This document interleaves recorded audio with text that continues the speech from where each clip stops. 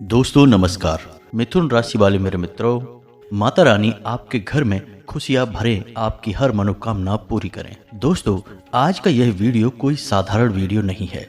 इस वीडियो में जो बातें हम आपके जीवन के बारे में आपको बताने जा रहे हैं वे आपके जीवन के लिए बेहद ही आवश्यक है, सजीवन बूटी के समान है। ऐसा हम इसलिए कह रहे हैं क्योंकि हम लंबे समय से आपकी राशि का अध्ययन कर रहे हैं और हमें अच्छी तरह से पता है कि आपके जीवन में किस प्रकार की परिस्थितियां बन चुकी हैं और अब आपको किस चीज़ की सबसे अधिक आवश्यकता है।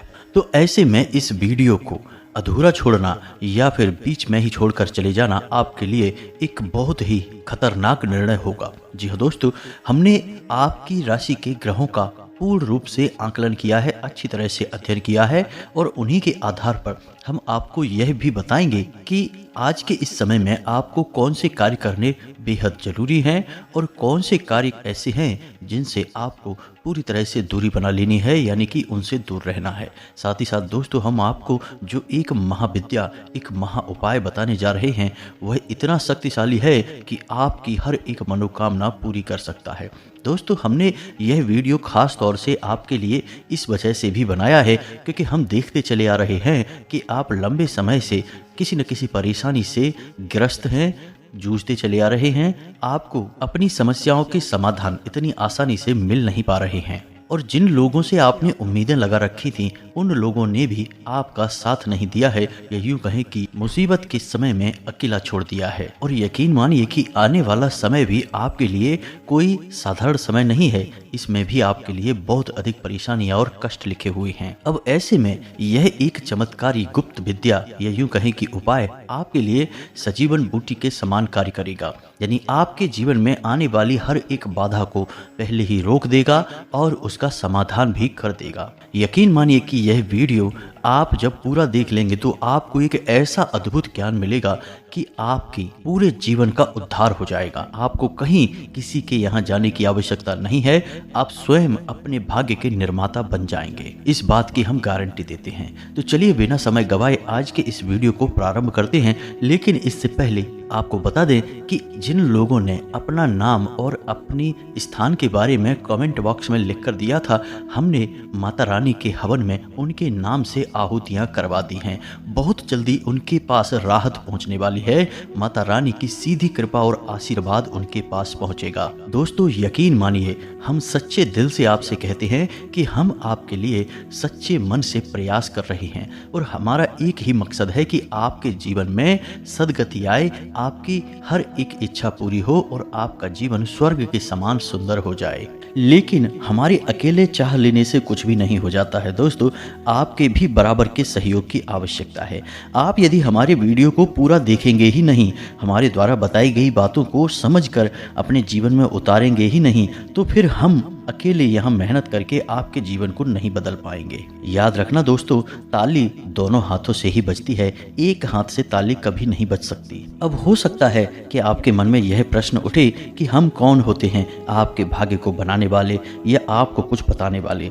दोस्तों, हमारी बरसों की साधना, माता रानी की कृपा हमें इस बात की आज्ञा देती है, आप कह सकते हैं कि यह माता रानी की आज्ञा है कि हम आपके लिए कुछ करें। और असल में हम आपके लिए कुछ कर भी नहीं सकते हैं, यह तो माता रानी स्वयं है जो आपका उद्धार करना चाहती हैं, बस माध्यम उन्होंने हमको बनाया हुआ है। अब इन बातों को समझने के लिए दोस्तों भाव की बहुत अधिक आवश्यकता है।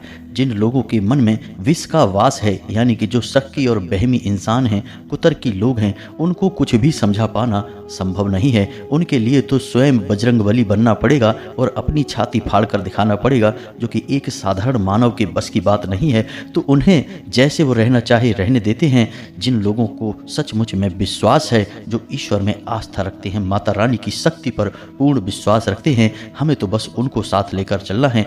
यदि हमारे प्रयास से कुछ 100 लोगों के जीवन में भी बदलाव आ जाता है तो हम समझ लेंगे कि हमारी माता रानी के लिए भक्ति सफल हो गई है और माता रानी का आदेश भी हमने पूरा कर दिया है। दोस्तों, तो बस आप लोग कमेंट बॉक्स में इसी प्रकार अपना नाम और अपना स्थान, यानी जहां आप रहते हैं उस जगह का नाम हमें लिख कर भेजते रहिए। हम हर एक व्यक्ति के नाम और स्थान को नोट कर लेते हैं और सभी के नाम की आहुतियां माता रानी के सामने प्रस्तुत कर देते हैं। फिर माता रानी के हाथ में है दोस्तों बस हम आपसे यह और चाहेंगे कि आप पूरे भक्ति भाव से माता को पूरी श्रद्धा के साथ याद करते हुए कमेंट बॉक्स में एक बार नहीं 3 बार अवश्य लिखना, जय माँ भद्रकाली कृपा करो, जय माँ भद्रकाली रक्षा करो। माता रानी निश्चित तौर पर आपके ऊपर अपनी कृपा बरसाएंगी। चलिए दोस्तों आगे बढ़ते हैं। दोस्तों यकीन मानिए कि इंसान चाहे कितना ही प्रयास कर ले, लेकिन ग्रहों की चाल और उसके पुरखे पूर्वजों का आशीर्वाद हमेशा या तो उसका सहायक बनता है या फिर उसकी राह का बाधक बनता है। इस बात को साबित करने के लिए हम आपको एक छोटी सी कहानी सुनाते हैं। आपको इस कहानी से बहुत बड़ी सीख मिलेगी। तो दोस्तों एक बार की बात है कि एक गरीब मजदूर हुआ करता था। उसका नया नया विवाह हुआ था। तो विवाह के बाद वह मजदूरी करने के लिए एक सेठ के, एक व्यापारी के यहाँ गया। व्यापारी ने उसे अपने यहाँ काम पर रख लिया। व्यापारी का काम था शक्कर का, यानी कि चीनी का। तो वहाँ गोदाम में उसकी नौकरी लग गई। उसका काम था कि शक्कर की जो बोरियां आती हैं उन्हें गोदाम में रखवाना और गोदाम से बोरियों को बाहर निकलवाना। बस इतना सा उसका काम था। तो दोस्तों उस मजदूर ने 2 दिन लगातार मेहनत की। नया काम था तो उसने पूरे दिलो जान से मेहनत की और सेठ को शिकायत का कोई मौका नहीं दिया। अंत में दूसरे दिन शाम को उसने जब अपनी मजदूरी मांगी तो सेठ ने कह दिया कि कल आना, कल दे देंगे, कोई दिक्कत नहीं है। सब कुछ ठीक था।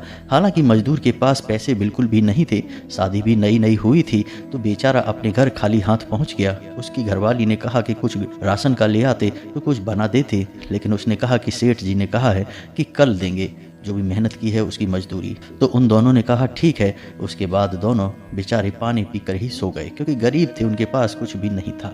तो दोस्तों अगले दिन फिर से वह जागकर अपने मजदूरी वाले स्थान पर आया, यानी सेठ जी के यहाँ आया। सेठ जी के यहाँ उसने दिन भर फिर से काम किया, लेकिन उस दिन एक ऐसा हादसा हो गया कि उसी के साथ काम करने वाले 2 लोग थे। उनके मन में चोर था। उन्होंने सेठ जी के गोदाम से कुछ बोरियां गायब कर दी, यानी कि चोरी कर ली। अब हुआ यह कि वे पुराने समय से काम कर रहे थे और बाद में शाम के समय जब हिसाब किताब का समय आया तो सेठ जी को पता चला कि गोदाम से कुछ बोरियां गायब हैं। अब ऐसे में हुआ यह है कि बहुत पूछताछ की गई। जब बहुत पूछताछ की गई तो फिर उन 2 पुराने लड़कों ने पूरा आरोप इस नए लड़के पर लगा दिया। उन्होंने कह दिया कि इसी ने चोरी की होगी। सेठ जी, हम तो बहुत पुराने समय से आपके यहाँ काम कर रहे हैं। और सेठ जी को भी उन्हीं लड़कों की बातों पर भरोसा हुआ। क्योंकि यह एक नया लड़का था तो इसके ऊपर पूरा शक चला गया। तो अब शाम के समय ना तो उसे कोई मजदूरी मिली, उल्टा उसे वहाँ से बेइज्जत करके भगा दिया गया। अब हुआ यह है कि उसे इस वक्त पैसे की बहुत अधिक आवश्यकता थी। उसके घर में एक अन्न का दाना तक नहीं था और पिछले 2 दिनों से बेचारे भूखे प्यासे ही घूम रहे थे। अब बेचारा बेहद ही दुखी और परेशान, करे तो क्या करे, कहाँ जाए, किससे मदद मांगे। चोरी का आरोप और लग गया, जिससे और अधिक दुखी। मन में तो बेचारा सच्चा था, लेकिन अब बाहर दुनिया में साबित कैसे करे। सीधा अपने घर आया, अपनी पत्नी को उसने बताया। पत्नी ने सोचा कि कुछ लेकर आए होंगे खाना बनाने के लिए, राशन वगैरह, लेकिन कुछ भी नहीं था।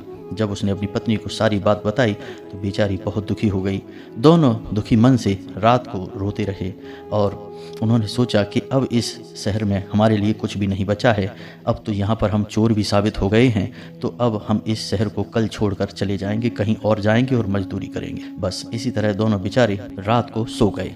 अब ये नियति का खेल ही तो था दोस्तों। उस बेचारे सीधे सच्चे इंसान पर भी चोरी का आरोप लग गया।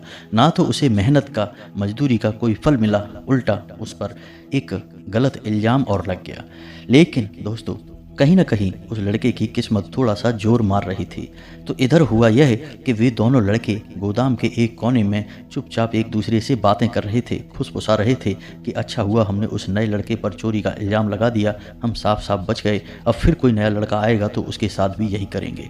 लेकिन असल में सेठ जी वहाँ से गुजर रहे थे तो अचानक उनके कानों में ये शब्द पड़े। उन्होंने देखा ये दोनों लड़के तो बड़े ही शातिर हैं, इन्होंने तो बेचारे भोले भाले इंसान को फंसा दिया। सेठ जी को बहुत अधिक दुख हुआ। असल में यह रात्रि का समय था। सेठ जी ने सोचा कि रात्रि में उस लड़के के घर जाना उचित नहीं है। कल सुबह जाते ही उस लड़के से माफ़ी मांग लूँगा, उसकी मेहनत का पूरा पैसा दे दूंगा और जो भूल हुई है उसके लिए उससे कान पकड़ के माफ़ी मांग लूँगा। असल में सेठ जी भी कोई बुरे इंसान नहीं थे। तो सुबह के समय जब सेठ जी तड़के ही जागे और सीधे उस लड़के के घर गए तो देखा कि वह लड़का अब शहर छोड़कर जाने के लिए तैयार खड़ा था। अपनी नई नवेली दुल्हन के साथ इस शहर को छोड़ने के लिए मजबूर था बेचारा। किस्मत का मारा था, लेकिन उसकी किस्मत इतनी खराब भी नहीं थी। सेठ जी ने सारी बात उसे बताई, हाथ जोड़कर माफ़ी मांगी और उसके पूरे पैसे उसे दिए, साथ ही साथ उसे दोबारा नौकरी पर भी रख लिया। तो दोस्तों, यह होता है ग्रहों का फेर। यदि ग्रह नकारात्मक हों तो अच्छे भले इंसान को भी बुरी तरह से तोड़ सकते हैं, बर्बाद कर सकते हैं, कहीं का नहीं छोड़ सकते हैं। तो अब ऐसे में एक सामान्य इंसान क्या करे? ऐसे में सामान्य इंसान बस इतना सा करे कि उसकी राशि, उसकी कुंडली में ग्रहों की चाल क्या कह रही है, वह इसे आसानी से समझे और वह इसे अच्छी तरह से समझे और थोड़ा बहुत जीवन में परिवर्तन लाता रहे। हम आपको बता दें कि यह पूरा वर्ष शनिदेव को समर्पित है और शनिदेव एक क्रूर ग्रह हैं। दोस्तों, यकीन मानिए कि आपने छोटी सी भी भूल की और आपको इसका बड़े से बड़ा परिणाम भुगतना होगा। साथ ही साथ दोस्तों, होगा यह है कि आप जिस इंसान से उम्मीदें लगाएंगे, अपेक्षा करेंगे, वह इंसान आपके काम नहीं आएगा। बदले में चाहे भले ही आपने उसके लिए कितना ही कुछ क्यों न किया हो, लेकिन वह आपके काम नहीं आएगा।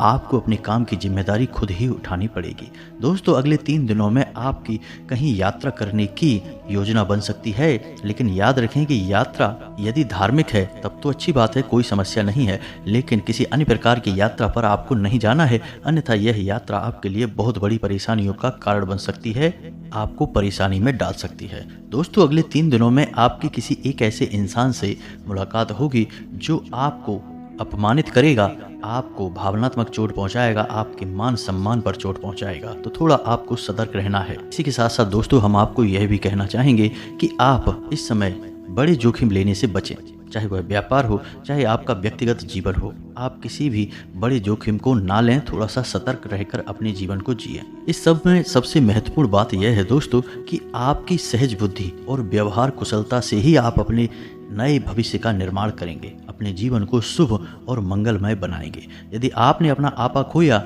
और आप जरा भी लापरवाही दिखाते हैं तो आप बड़े नुकसान करवा बैठेंगे, ना केवल आर्थिक तौर पर बल्कि आपके परिवार में, आपके रिश्तों में भी आपको उथल पुथल देखने को मिल सकती है। तो अपने ऊपर नियंत्रण बनाए रखें, यह सबसे अधिक महत्वपूर्ण है। आपको एक जगह से बहुत अच्छी राहत मिलने वाली है दोस्तों कि आपको धन आगमन के नए मार्ग मिलेंगे, यानी पैसा कमाने का कोई नया तरीका आपको पता चलेगा।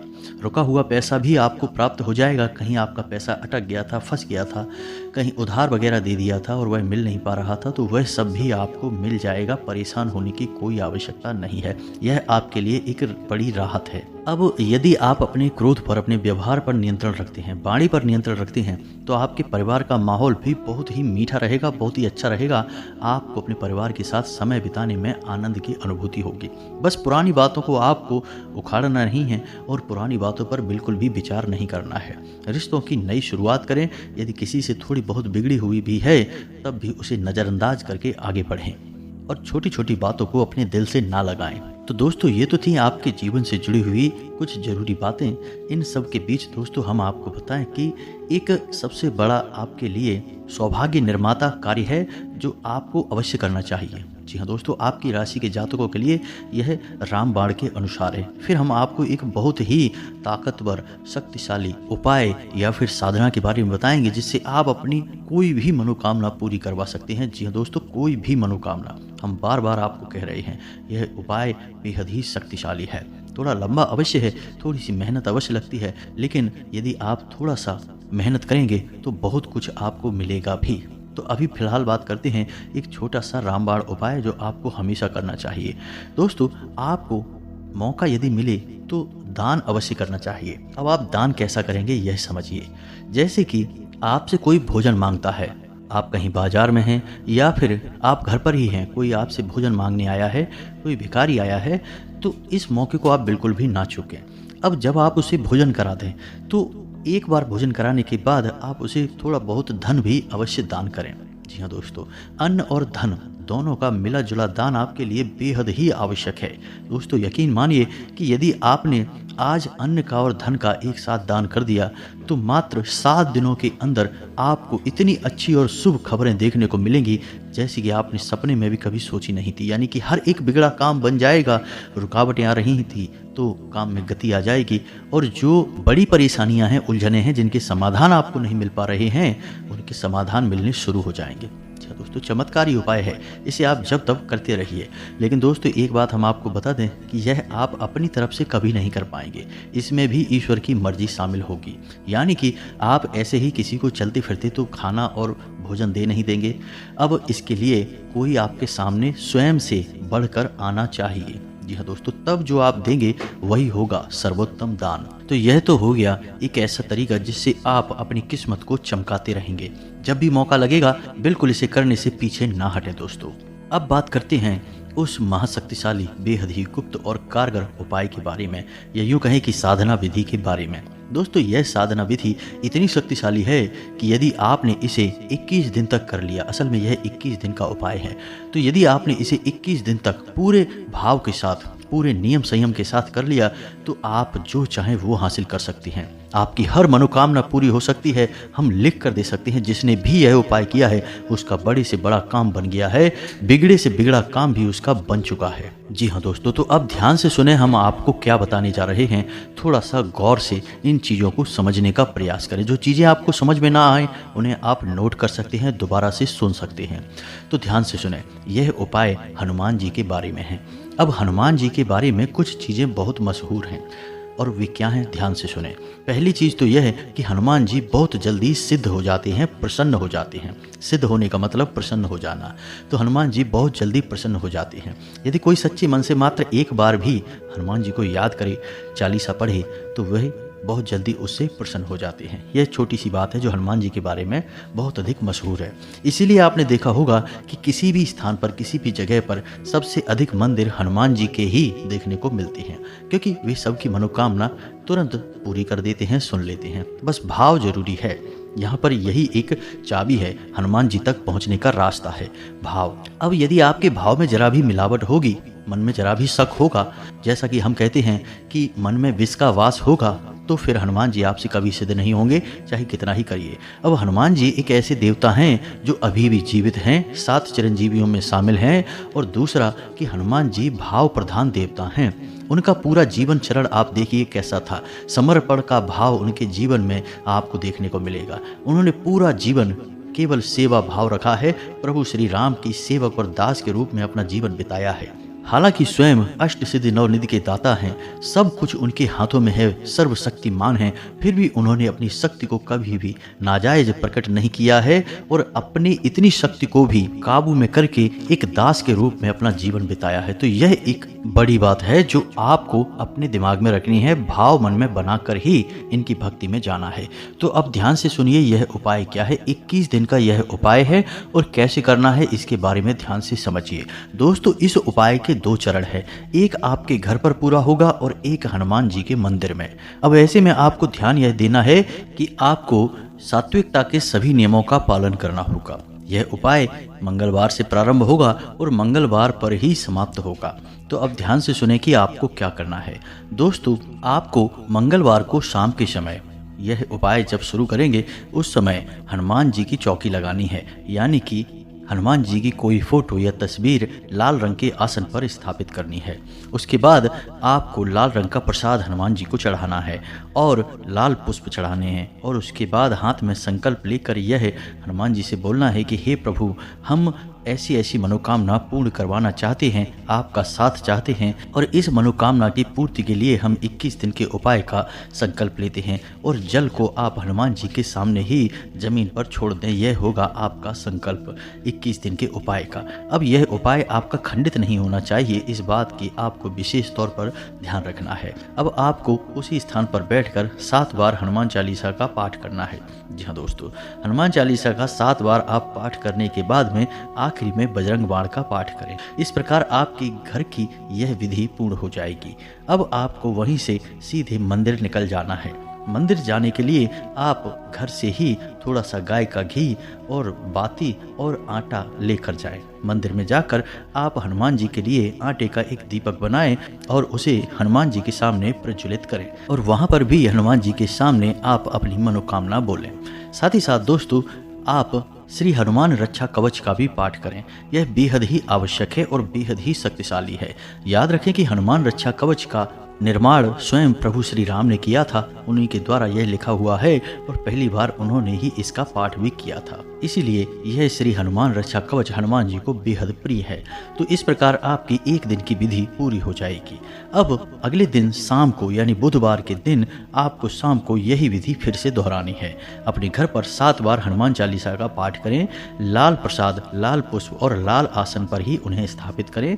लेकिन इस बार आपको संकल्प लेने की जरूरत नहीं है, संकल्प आपको एक बार ही लेना है।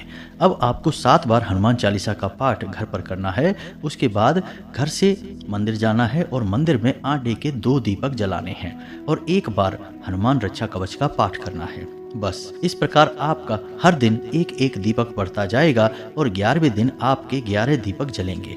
हनुमान जी के सामने आटे के आपको 11 दीपक जलाने होंगे और 12वें दिन 10 दीपक रह जाएंगे, 13वें दिन 9 दीपक रह जाएंगे। इस तरह दीपक कम होते होते 21वें दिन एक दीपक आटे का बचेगा और घर पर आपकी 7 बार हनुमान चालीसा पाठ की विधि जारी रहेगी। 21वें दिन जब आप एक दीपक हनुमान जी के सामने जलाएंगे तो आपका उपाय पूर्ण हो जाएगा। आखिरी दिन आप हनुमान जी के सामने भी बजरंग बाण का पाठ कर सकते हैं और उसके बाद श्री हनुमान रक्षा कवच का पाठ करें। अब इसमें आपको कुछ बातें ध्यान में देनी होंगी जो निश्चित तौर पर आपको इस उपाय में कामयाबी दिलाएंगी। पहली बात तो यह है कि हनुमान चालीसा में एक लाइन आती है जिसमें लिखा है, तुलसीदास सदा हरिचेरा कीजे नाथ हृदय में डेरा। दोस्तों, इस लाइन में जो तुलसीदास लिखा हुआ है वह तुलसीदास जी ने अपने लिए लिखा है, लेकिन इस बार आप पाठ कर रहे हैं तो आप अपना नाम बोलेंगे। मानकर चलिए कि आपका नाम विवेक है तो आपको बोलना है, विवेक दास सदा हरिचेरा कीजे नाथ हृदय में डेरा। जी हाँ दोस्तों, इस प्रकार आप 7 बार हनुमान चालीसा का पाठ करेंगे। साथ ही साथ आप एक तांबे के पात्र में जल भी रखेंगे। आप चाहें तो एक तांबे का छोटा सा गिलास या लोटा बाजार से खरीद भी सकते हैं। उस तांबे के पात्र में जल रखेंगे और हर बार जब आपका हनुमान चालीसा पाठ पूरा होगा तो आप उस जल में थोड़ा सा फूंक मारेंगे। जी हाँ दोस्तों, इस तरह वह जल हनुमान चालीसा से अभिमंत्रित हो जाएगा। तो 7 बार आप घर पर पाठ करेंगे और 7 बार उस जल में फूंक मारेंगे और जब आपके घर पर विधि पूर्ण हो जाएगी तो आप उस जल को पी जाएंगे। जी हाँ दोस्तों, अब इसमें जातक एक गलती और कर देते हैं कि उन्हें हनुमान चालीसा का पाठ याद हो जाता है तो वे सीधे हनुमान चालीसा का पाठ अपने मन में ही बोलने लगते हैं, यानी कि मन से ही बोलने लगते हैं, पढ़ते नहीं हैं। तो आपको ऐसा नहीं करना है। बिना देखे हनुमान चालीसा का पाठ नहीं करना है, यह हनुमान चालीसा का अपमान होता है। हनुमान चालीसा में स्वयं ही लिखा है कि जो यह पढ़े हनुमान चालीसा हो सिद्ध साखी गौरीसा। तो दोस्तों, आपको हनुमान चालीसा की किताब अपने हाथ में लेनी है और उसमें से ही चालीसा का पाठ करना है। यानी कि जो यह पढ़े, यानी कि पढ़ना है, उसे रटना नहीं है, उसे बोलना है, लेकिन देख कर बोलना है, बिना देखे नहीं बोलना है। बस इस बात का आपको ध्यान रखना है। ये छोटी छोटी बातें हैं और सबसे बड़ी बात कि इस उपाय के दौरान आपको सात्विकता के सभी नियमों का पालन करना होगा। सादा भोजन करना होगा, ज़्यादा तेज मसालेदार भोजन ना करें, तामसिक भोजन ना करें, मांस मदिरा तंबाकू आदि के सेवन से दूर रहें, नकारात्मक लोगों से नकारात्मक बातों से दूर रहें, किसी की बुराई ना करें, मन में नकारात्मक विचार लेकर ना आएं और दिन में जब भी आपको समय मिले हनुमान जी को याद करें, अपनी इच्छा के बारे में बोलें, हनुमान जी से बात करें, भावनात्मक लगाव लगाने की कोशिश करें। दोस्तों, हम आपको यकीन दिलाते हैं कि आपकी 21 दिन तो छोड़ो, 7 या 8 दिन के अंदर अंदर ही ऐसी अनुभूतियां होने लगेंगी कि हनुमान जी आपकी बात सुन रहे हैं। किसी न किसी माध्यम से हनुमान जी आपको संकेत देना शुरू कर देंगे। सपने में हनुमान जी स्वयं दर्शन भी दे सकते हैं या फिर हनुमान जी से जुड़ी हुई चीज़ें आपको सपने में दिखाई देंगी। साथ ही साथ दोस्तों, आपकी मदद के लिए कोई ना कोई जरूर आपके आगे आएगा। आपके रुके हुए काम में या आपकी मनोकामना पूरी करवाने में आपका मददगार साबित होगा। अब दोस्तों, यदि हनुमान जी को आपकी कोई मनोकामना पूरी करनी है तो वो आपके सामने तो प्रत्यक्ष रूप से प्रकट नहीं होंगे, वो किसी न किसी को माध्यम बनाएंगे जो सच्चे मन से आपका हाथ पकड़कर आगे बढ़ेगा और आपकी मनोकामना, आपकी मंजिल, आपकी कामयाबी तक आपको लेकर जाएगा। अब हमने यह उपाय अपने पिछले भी 1-2 वीडियोज में बताया है। उस उपाय को करने के बाद लोगों के बड़े ही सकारात्मक परिणाम आए हैं। साथ ही साथ दोस्तों, हमने जिन जिन लोगों को इस उपाय के बारे में बताया है उन लोगों के काम कुछ ही दिनों में बन जाते हैं, पूरा उपाय होने से पहले ही बन जाते हैं। तो दोस्तों, यदि आपके साथ भी ऐसा होता है कि उपाय पूरा होने से पहले ही, यानी 21 दिन की सीमा पूरे होने से पहले ही आपका काम बन जाता है, तो आपको इस उपाय को बीच में नहीं छोड़ना है, अन्यथा यह आपके संकल्प खंडित होने वाली बात होगी और यह हनुमान जी का अपमान होगा। तो ऐसा आपको नहीं करना है। अगर आपकी मनोकामना पूरी हो जाए तब भी इसे आपको 21 दिन तक करना है। किसी भी हालत में आपको इस उपाय को खंडित नहीं होने देना है, 21 दिन तक इसे पूरा करना है। अब शुरुआत में हनुमान जी आपकी परीक्षा भी लेंगे, ऐसी परिस्थितियां बनाएंगे जब आपका उपाय खंडित हो जाएगा, तो आपको डटे रहना है। दैवीय शक्तियां यूं ही मुफ्त में किसी को कुछ नहीं दे देती, पहले परीक्षा लेती हैं और आपकी शक्ति का आकलन करती हैं कि आप उनके द्वारा दी गई चीज़ों को संभाल भी पाएंगे या नहीं। तो बस इन चीज़ों को आपको समझना है, बस इस उपाय को आप करें और आप देखें चमत्कार होंगे। जब भी आप जीवन में फंस जाएं, अटक जाएं, कहीं पर आपको कुछ समझ में ना आए, आपको लगे कि कोई आपका साथ नहीं दे रहा है, अंधेरा ही अंधेरा है, तो बस इस उपाय को कर लें। हनुमान जी आपके सहायक होंगे, आपका हाथ पकड़कर चलेंगे और आपको मुसीबत से बाहर निकालेंगे। इन चीज़ों को आपको विश्वास के साथ अपनाना होगा। मन में विश्वास रखें, विष का वास न रखें। जाते जाते दोस्तों हम आपको एक बहुत अच्छी सलाह देकर जाते हैं जो आपकी राशि के जातकों के लिए बेहद आवश्यक रहेगी, ना केवल इन दिनों में बल्कि पूरे वर्ष। दोस्तों आपको मुफ्त में किसी को सलाह नहीं देनी है। आपकी अच्छी सलाह भी लोगों को समझ में नहीं आएगी, पसंद नहीं आएगी, लोग उसका गलत मतलब ही निकालेंगे। आपके पुराने विवाद उठकर खड़े हो सकते हैं, तो पुरानी बातों को बिल्कुल भी याद ना करें और जहां पर पुरानी चर्चाएं होने लगें वहां से आप उठकर चले जाएं, उस जगह को ही छोड़ दें, क्योंकि वहां पर आपका मान हानि होगा, आपके सम्मान में हानि होगी। और सबसे महत्वपूर्ण बात दोस्तों कि आपको वाहन बड़ी ही सतर्कता के साथ चलाना है, जरा सी लापरवाही बड़ा नुकसान दे सकती है। तो इसी के साथ साथ आज की इस वीडियो को विराम देते हैं। यदि आपको कोई भी प्रश्न उठे मन में तो आप कमेंट करके पूछें, हम आपके प्रश्नों के जवाब देने की पूरी कोशिश करेंगे। उपाय यदि आपको समझ में नहीं आया है तो कमेंट करके पूछ लें या वीडियो को दोबारा देख लें, सारी बातें अच्छी तरह से समझ में आ जाएंगी। अब कुछ लोग पूछते हैं दोस्तों कि हमारे आसपास मंदिर नहीं है तो क्या करें। तो दोस्तों यह तो आपको करना ही होगा, विधि और विधान आपको मानने ही होंगे। बिना विधि के कोई भी कार्य संपूर्ण नहीं हो सकता है, तो मंदिर तो आपको ढूंढना ही पड़ेगा। और यदि आप रात्रि में इस उपाय को नहीं करना चाहते हैं तो आप इसे सुबह के समय करें, लेकिन इसका सर्वोत्तम समय रात्रि का ही होता है, 9 बजे के आसपास। तो उम्मीद है दोस्तों कि आपको सारी बातें समझ में आ गई होंगी। आप इन बातों का प्रयोग करके अपने जीवन को अपने हाथों से ही बनाएंगे और अपने जीवन को स्वर्ग के समान सुंदर बनाकर आनंद लेंगे, जीवन में आगे बढ़ेंगे। माता रानी आपकी मदद करेंगी, स्वयं हनुमान जी आपके सहायक होंगे। कमेंट में पूरे भक्ति भाव के साथ जय माँ भद्रकाली लिखें, जय बजरंगबली लिखें। हनुमान जी और माता रानी आपकी हर एक बुरे समय में मददगार साबित होंगी। मिलते हैं अगले ज्ञानवर्धक वीडियो में, तब तक के लिए धन्यवाद। जय माता।